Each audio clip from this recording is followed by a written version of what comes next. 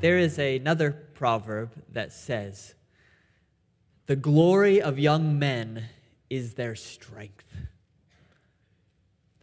And you know that even by experience. There's a physical strength to youth that does wane as we get older. But I don't just think there's reference here to what is physical, because there's a parallel spiritually in terms of our energy, our zeal, and our excitement for the Lord.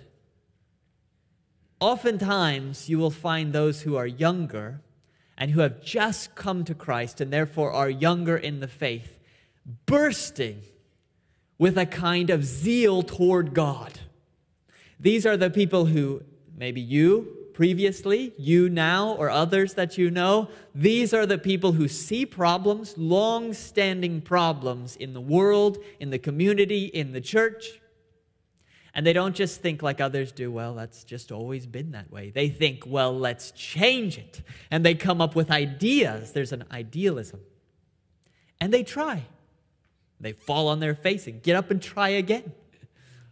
There is a strength and an energy when we are younger.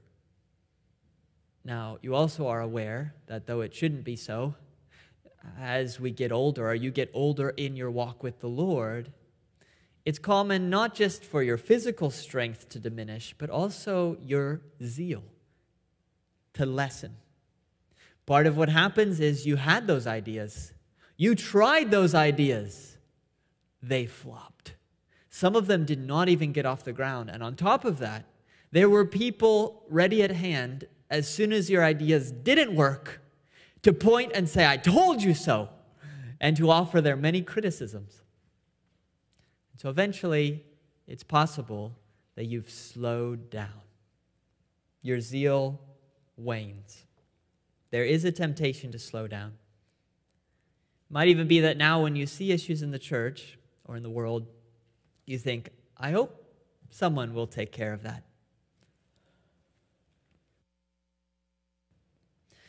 But you would really rather not be involved because you would like to go home and watch your favorite show.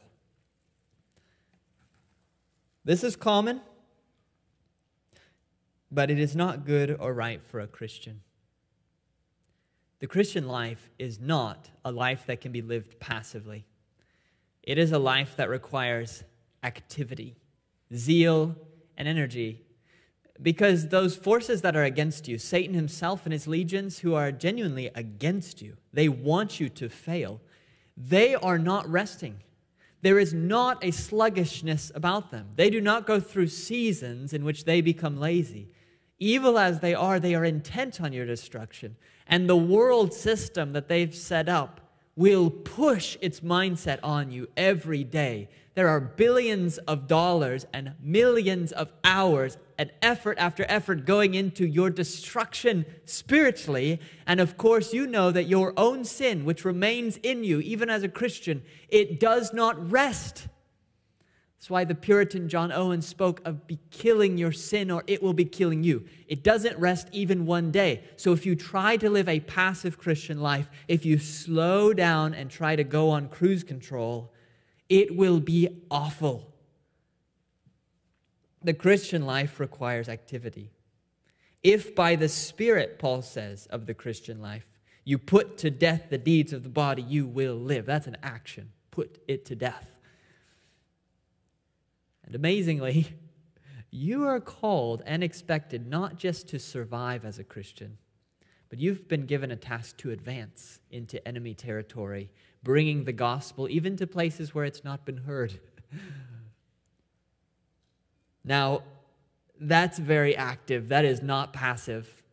But since all of us are tempted with passivity, the Lord gives us a passage today that presents us as a warning, examples of passivity. It's set over against David, who does the right thing. He's the positive example. And we've been building up to where we're going to see David.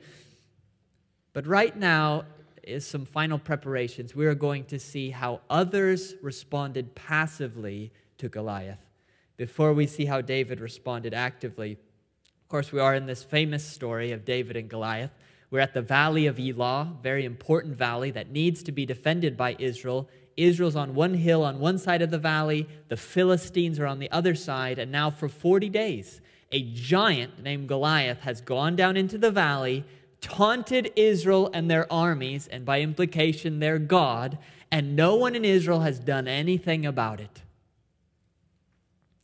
David was sent by his father Jesse. He was just a young shepherd boy, even though he'd been anointed king in private. He was sent to bring his 3 older brothers provisions because they were the soldiers.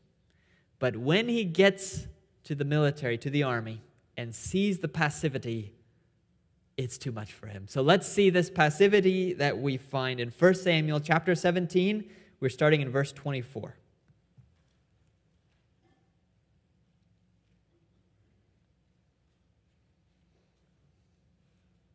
All the men of Israel, when they saw the man, Goliath, fled from him and were much afraid. And the men of Israel said, "Have you seen this man who's come up? Surely he's come up to defy Israel. And the king, Saul, will enrich the man who kills him with great riches, and will give him his daughter and make his father's house free from taxes in Israel." And David said to the men who stood by him, What shall be done for the man who kills this Philistine and takes away the reproach from Israel? For who is this uncircumcised Philistine that he should defy the armies of the living God? And the people answered him in the same way, "So shall it be done to the man who kills him." Now Eliab, his eldest brother, heard when he spoke to the men. And Eliab's anger was kindled against David. And he said, "Why have you come down? And with whom have you left those few sheep in the wilderness? I know your presumption and the evil of your heart, for you've come down to see the battle." And David said, "What have I done now? Was it not but a word?" And he turned away from him toward another and spoke in the same way. And the people answered him again as before. What we have in this passage are 3 different responses to Goliath. And they are all passive. You have here the passivity of the people at the beginning of our passage. They respond to the giant by running away. So we could say they avoid the giant. And then the subject turns towards Saul, or at least what's said about Saul. And what we'll show you today from the passage is that Saul's approach to the giant, again, is not to fight him, but to await someone else who will fight him. And then finally, you have Eliab, maybe the worst example of all. Eliab actually does attack. He attacks the wrong person. Instead of attacking the giant, he attacks his own brother, who actually will be the one to defeat the giant. So, for memory, there are 3 A's there for you, but those are the 3 responses: avoid, await, attack. And let's see these examples of passivity so that the Lord can help us avoid them in our own walk with Him. We're going to begin here with the kind of passivity that we will call avoiding. Look at it in verse 24. All the men of Israel, when they saw the man, that's Goliath, fled from him and were much afraid. The first thing this verse tells us is that pretty much nothing has changed for the last 40 days, because the giant, before David arrives, has been coming out morning and evening for 40 days, offering taunts, asking for a champion to be sent down so he can fight him. Verse 11 said, when Saul and all Israel heard these words of the Philistine, that's the first day he said them, they were dismayed and greatly afraid. You would think that after 40 long days of this happening, by the time David arrives to find out what's happening, you would think by then that Goliath's mighty challenge would lose some of its bite, but apparently not. The people are still afraid, and in this case we're told they even run away. They fled from him, back up toward the hill, further toward the hill, so he can't reach them. Now, you might wonder why we're told things a second time in this passage. And that happens in this passage. You might remember that if you look at just the verse before, in verse 23, we're kind of reintroduced to Goliath. He's called, quote, the champion, the Philistine of Gath, Goliath by name. We were told all of that in verse 4. So you might wonder, why are things being repeated? We were told they were afraid. We're told they're afraid again. It's because the person writing this, Samuel, I believe, is trying to bring you into the story as if you were experiencing it with David. David wasn't there for verse 4. So David has arrived, and now David, since he's not a soldier, he's just a shepherd boy, he has to discover what's going on by seeing it, by hearing the hearsay that's being spoken among the soldiers, and you are with David. That's what's happening. So you come with David into the camp. There's Goliath the Philistine, and you see the mighty Israelite soldiers running back towards you up the hill. That's their response.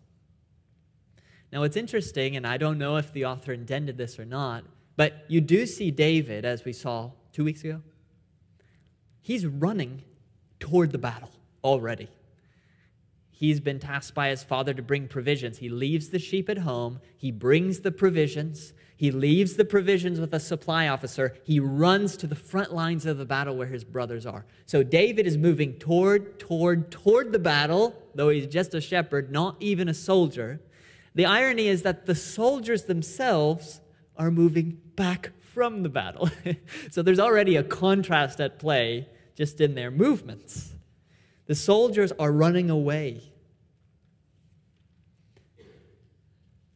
Now, fear and flight are not an issue that the Israelites experienced then and we have no experience with ourselves. Granted, there are differences. You're not fighting a 10-foot tank plated in armor. I understand that. But these things were given us in Scripture for our benefit and our instruction and our encouragement and our help and our warning. God does put into your life tasks, things specifically designed for you to be a part of, and some of them are scary. You know that. Some of them are scary. And you are given the option to avoid them. That's a choice you can make. Your friend comes to you and confides in you that his or her marriage is on the rocks. They're not sure if they're going to divorce or not. You know there's no biblical grounds for them to divorce, but it is a messy situation. Okay, you are not responsible to fix all problems everywhere. That is impossible, but this is your close friend you know. They've come to you. They're now in your circle. You know what's going on, and you have the option at that moment to just run away. The way we do it as Christians is it's not us clambering up the hillside. We just say, I'm so sorry to hear that. I will pray for you. And then when they're not looking, scoot our way out of there and try not to encounter them again. We don't want to get involved. What if you try to help them and it goes poorly? What if you make it worse? And you might think, well, I'm not a professional. I'm not a pastor, a counselor. I don't want to get involved in this messy situation. I've got enough going on in my life. Just going to avoid it and avoid that person in need. See your brother or sister in need and close your heart and clamber up the hillside. That's what they're doing here. You might think, I'm just an ordinary Christian. I don't know what to do. Listen, first of all, there's no ordinary Christians. You have the spirit of the one David calls in our text, the living God. Secondly, you don't have to know exactly what to do. I mean, think of the men here on this hillside. What should they have done? Certainly they shouldn't have ran away. It was a reproach on Israel. That's what David says. It's a reproach on it. They should not have been running away and causing this reproach on Israel to remain. You know what they should have done? Someone should have manned up, gone down into the valley, prayed to God, and thrown a stone at the guy's head. See, you and I know that because that's exactly what David does, and it brings God glory. But that was a huge act of courage. That's what they should have done, and what they did instead was, this is too much for little old us. We're going back up the hill. That is one way to be passive, is just to avoid those opportunities that God puts into your life.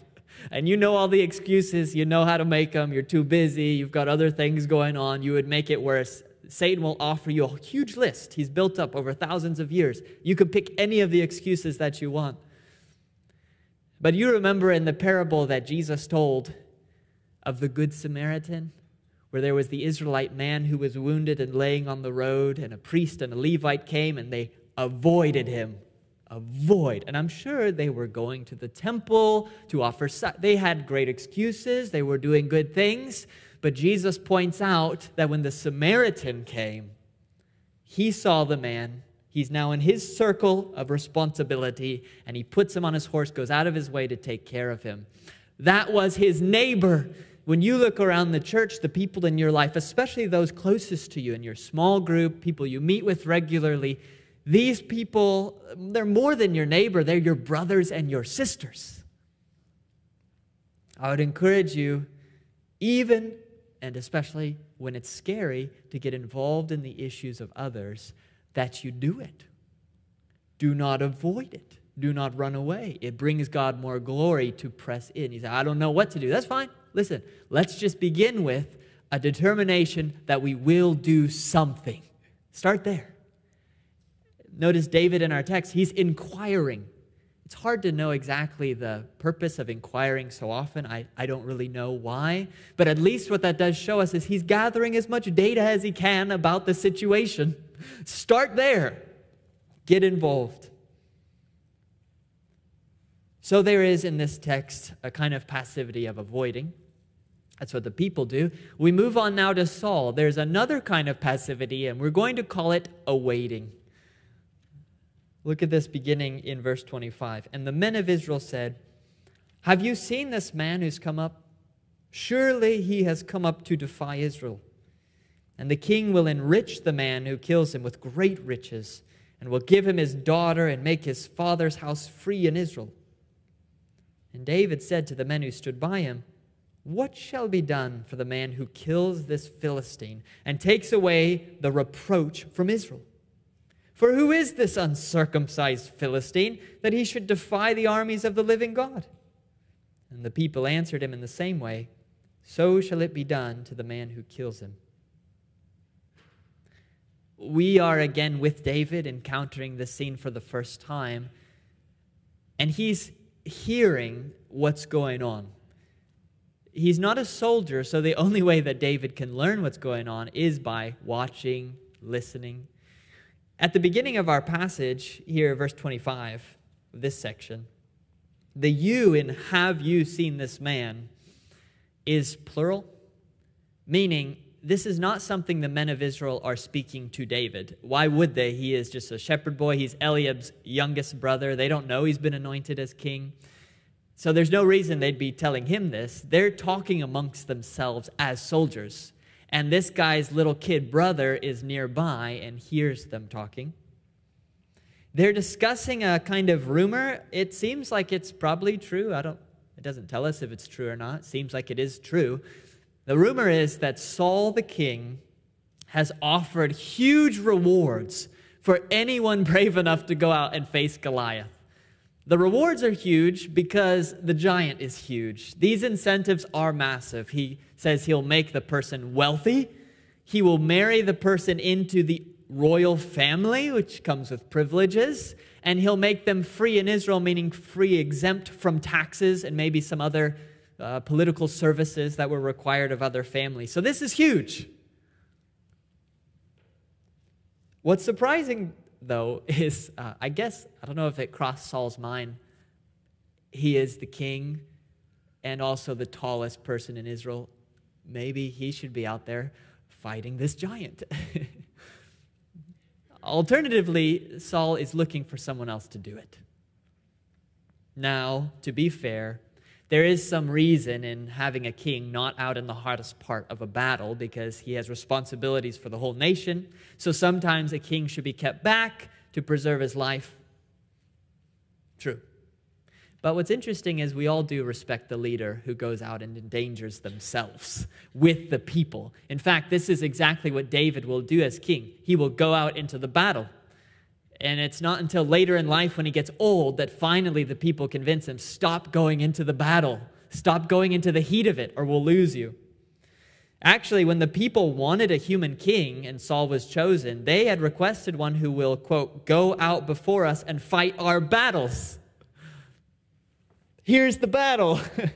And Saul said, I'm not fighting that battle, but I will find someone.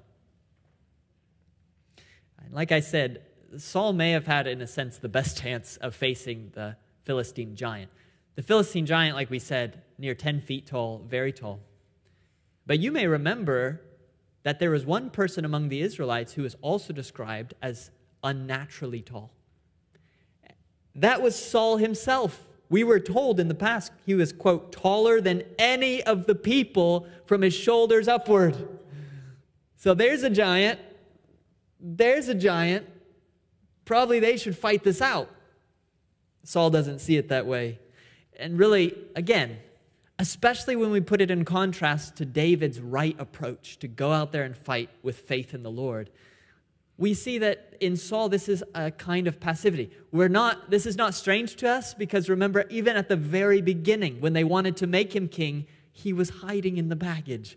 So we've seen a kind of passivity in Saul. And here again, this kind of passivity, I suppose you could say it's better than just avoiding. Avoiding is, I'm running away, I want nothing to do with it, and I'm not looking back. Awaiting, at least Saul is trying to find a solution. He just wants someone else to be the solution and not himself. Really, it was something that probably Saul should have taken up himself. But he didn't have that relationship with the living God that would give him the courage to do it in the way that David did. Now, again, this is a kind of passivity that's plagued us as Christians. This passivity that's just awaiting someone else to do the things God's calling us to do. When you look at the New Testament, you see that the church, you, me, we are called a body. And that metaphor, part of that metaphor is to point out the fact that each one of us is one part of a body put together with Christ at our head. And the whole body needs every other part. It only grows when every part is working together. Paul makes application of that when he says, quote, the eye cannot say to the hand, I have no need of you, nor again the head to the feet, I have no need of you. Our temptation sometimes has been to say to each other, you have no need of me. Find someone else who can help you. It's not going to be me. There's a kind of sideline Christianity where you come on Sundays, because this is the big event, and you sit and you listen and you worship.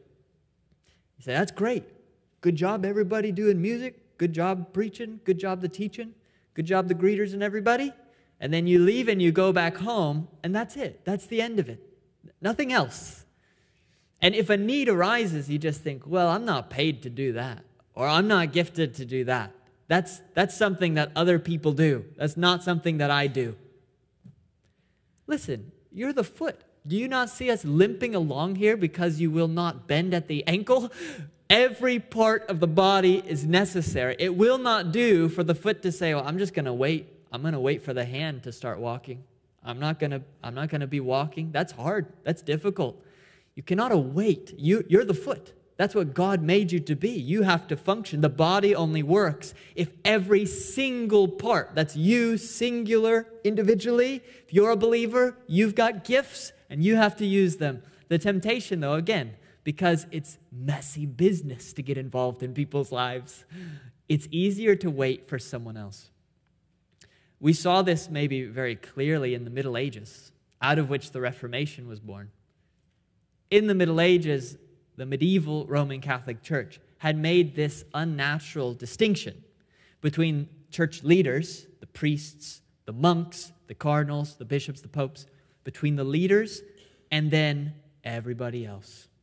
The distinction was so strong that the sense was the real spiritual work is done by the leaders, the monks who pray all day and the priests who can change the wafers into Jesus' very body. They're the ones doing the work. And then everyone else was just there to support that and to kind of get along in life, do your little works you have to do, and move on. And the reformers pushed back and said, hold up.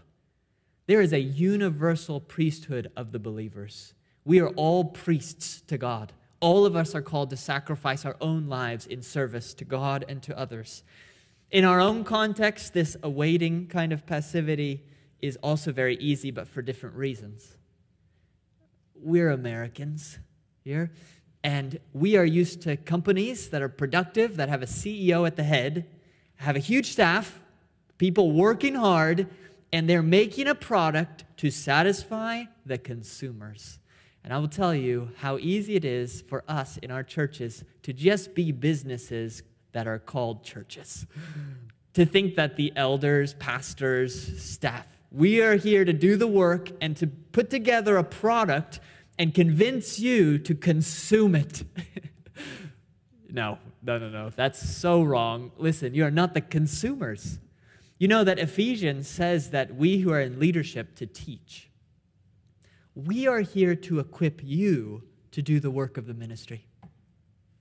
But you're doing the work of the ministry. You. Oh, I couldn't do that. Find someone else. No. We're not finding someone else. Listen, it's not us. This is God telling, if you're a believer, you have specific opportunities in your life. God will present them to you. The person will come to you with the need. We will help you. If you get stuck, if you need help, if something's confusing, we're here to equip you. Come to the leadership, but we're here to equip you to do the work. Saul, unfortunately, gave in to this kind of passivity and was just waiting for someone else to do the work. Now, this is a very big contrast between Saul and David. Again, like I've said, because look at verse 26.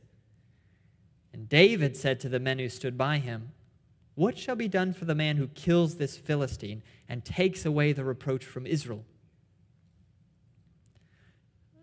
Now, David obviously is not mainly interested in the reward.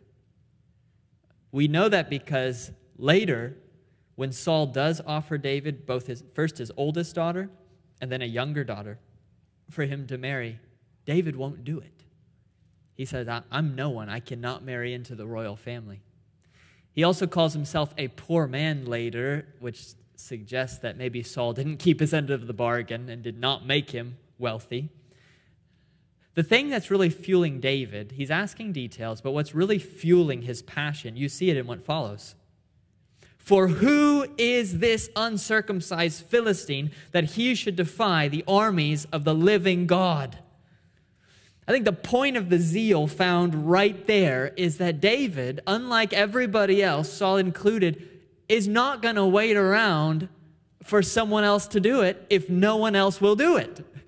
I think David would be fine if Saul had already gone out there and killed Goliath. Great. But nobody's doing it. There's a difference here. Saul's waiting for someone to do it. David's active. David's asking. David's getting involved in something you might even think, is that even in his circle? He's just bringing provisions. But there is a need, and God is defamed, and he says, I'm going to be involved. It's unlike Saul with his awaiting. Now, finally, there's maybe the worst example of passivity in our text. We're going to call it attacking, just attacking the wrong person. That's essentially what Eliab, David's older brother, does. See it again starting in verse 28. Now Eliab, his eldest brother, heard when he spoke to the men. And Eliab's anger was kindled against David, and he said, Why have you come down? And with whom have you left those few sheep in the wilderness? I know your presumption and the evil of your heart, for you have come down to see the battle. And David said, What have I done now? Was it not but a word? And he turned away from him toward another and spoke in the same way, and the people answered him again as before. As David inquires, this little shepherd boy, the youngest brother, Eliab's anger grows and grows. I want you to notice that his anger, it's not in any way a rational anger. There's no real reason to it at all. But if you have brothers, it makes sense to you. Remember, Eliab's the oldest of eight brothers. David's the youngest. There's probably at least 10 years between them. Quite a significant age difference. Eliab has many responsibilities. He's a soldier out there, feels that responsibility. And here comes David, who's not even a soldier. Remember, too, that Eliab was there when David was anointed as king previously. Eliab was there. David was anointed, it says, in the midst of his brothers. So he saw that happen. But still, there's just this annoyance. Is there jealousy? I can't fully tell you. It could be a kind of jealousy that's happening here. Why does the youngest brother get to be anointed as king rather than Eliab, who's tall and handsome, apparently, the firstborn? Might have been a jealousy similar to what Joseph's brothers felt when Joseph, the youngest of all the sons, was treated specially. They didn't like that and threw him in a pit. So maybe that's what's going on here. It could also just be an annoyance. It is the job of younger brothers to annoy older brothers. We all know this. So it could just be a kind of annoyance, a frustration that he's feeling. Eliab expresses this anger, but just notice it's not reasonable. Not a reasonable anger. It's full of put-downs. Why have you come down? And with whom have you left those few sheep in the wilderness? We're doing a war out here. Your job is just to watch a few little sheep in the wilderness. Then there come the assumptions. I know your presumption and the evil of your heart, for you have come down to see the battle. He assumes David's motives. Even if he were right, what's the problem with David seeing the battle? There's no reason, actually. I mean, the fact is, nobody's doing anything around here. The only person who's almost doing something is David. And the only thing he's doing is asking questions. And even that is too much for Eliab. And I think that's the point of David's response. What have I done now? Was it not but a word? Can I not even ask about this? Very brotherly. It's not like there was a long line of people waiting to go fight Goliath, and David just broke his way into the line. David was the whole line. No one else was wanting to go, and he was just asking questions. Eliab and David want the same thing. They want to defeat the giant. They want to beat the Philistines. So they're on the same team. Where is Eliab's anger coming from? Not from reason. Not from reason. It's just a kind of frustration. And really, I would say it's a kind of passivity. There is a kind of passivity that gets by not doing anything by just criticizing other people who are trying to do something.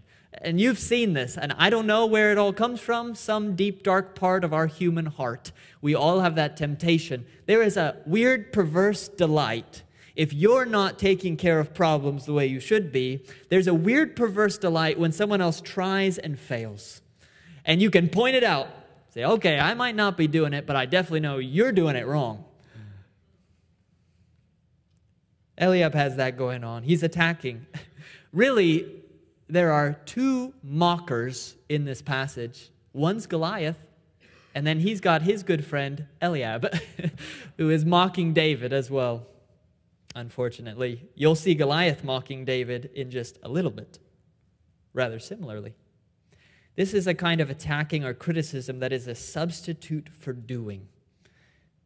It reminds me of the evangelist D.L. Moody, who was criticized for the way he evangelized one time by a woman, and he responded to her, "It's clear you don't like my way of doing evangelism. You raise some good points. Frankly, I sometimes do not like my way of doing evangelism, but I like my way of doing it better than your way of not doing it."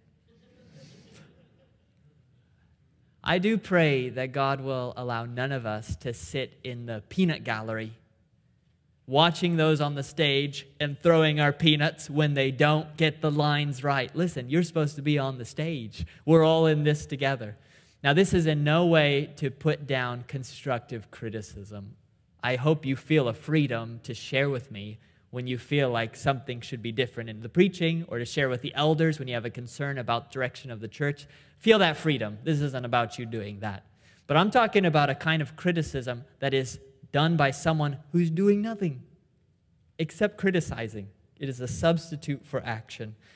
That's what Saul's doing here. If you ever feel the temptation to criticize that church, remember, you are that church. Actually, you're part of that church. So get busy finding solutions, and we'll work with you in that. But Eliab, for his part, he was just annoyed. There's no reason to it. He's just frustrated, annoyed, maybe jealous. Now, I don't know the ways in which Satan lures you specifically toward passivity, but this passage is here to push back against that. Maybe you tried stuff and it didn't work, and now you just sit back and go, I'm not trying more stuff. Try more stuff.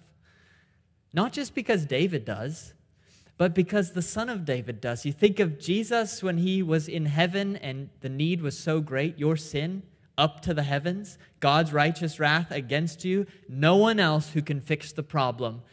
But the only way for you to be forgiven is for Jesus literally to take on a whole nother nature, to become a man forever, to come to earth, suffer horribly, die a terrible death on a cross, separated from the Father, be crushed by his wrath in your place as your substitute, die, resurrect, go to heaven. That is the only way. That is a 10-foot iron-plated giant of a task set before Jesus. And he did it. He didn't sit in heaven and think, wow, I hope somebody can help these people down there. He didn't sit there and go, I'm going to avoid that. It's really nice up here. I don't want to get involved down there. He didn't just criticize ways that you can't save each other. He invested. He acted. He did. And in any way that David acts rightly in this text, it is in keeping. It is a shadow of Jesus and his initiative. The Father sent him just like Jesse sent David, and the Father sends you to your tasks too. And since we follow a master so active, so willing to go with the living God, to go and take risks and get messy and buy the oxen and get involved in the ministry, and therefore we who are the servants are not greater than our master. And we are called to that same kind of active spirit. And may God grant it to each one of us. Let's pray.